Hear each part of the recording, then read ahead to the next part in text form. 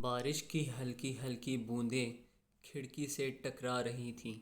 ایک پرانا سا کمرہ، دیواروں پر مٹی اور ایک پرانی الماری، اور کمرے کے بیچ میں ایک کرسی پر بیٹھا 70 سالہ بابا جان، جن کی آنکھوں میں برسوں کا دکھ چھپا ہوا تھا۔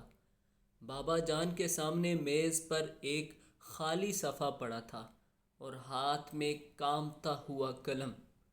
وہ کسی کو خط لکھنے جا رہے تھے، ایک ایسا خط جو انہوں نے سالوں سے پہلے اپنے دل میں روکے رکھا تھا۔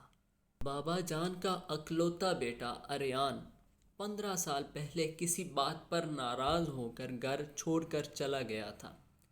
ماں کی آنکھیں اس دن سے دروازے پر لگی رہیں، مگر اریان واپس نہ آیا۔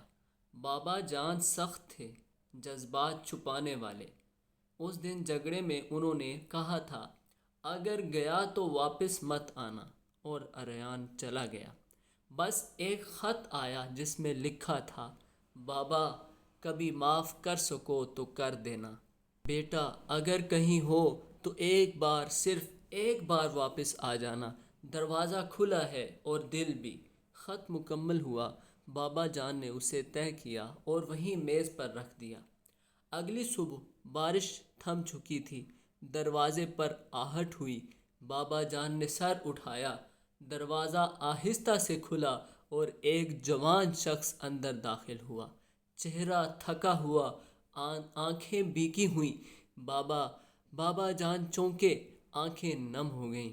وہ اٹھے، لڑکھڑاتے قدموں سے آگے بڑھے اور اریان کو گلے سے لگا لیا۔ کمرے کی فضا میں خاموشی تھی، مگر آنکھوں کی نمی سب کچھ کہہ چکی تھی۔ بابا جان نے میز پر رکھا ہوا خط اریان کو تھمایا اور کہا، یہ خط تمہارے لیے تھا، پر تم آ گئے، اب خط کی ضرورت نہیں۔ کہانی سے سبق کیا ملتا ہے؟ وقت سب کچھ بدل دیتا ہے، مگر محبت اور معافی ہمیشہ زندہ رہتی ہے۔ کبھی کبھی ایک خاموش دل، ایک لفظ بابا سننے کے لیے برسوں انتظار کرتا ہے۔ رشتے غرور سے نہیں، احساس سے چلتے ہیں۔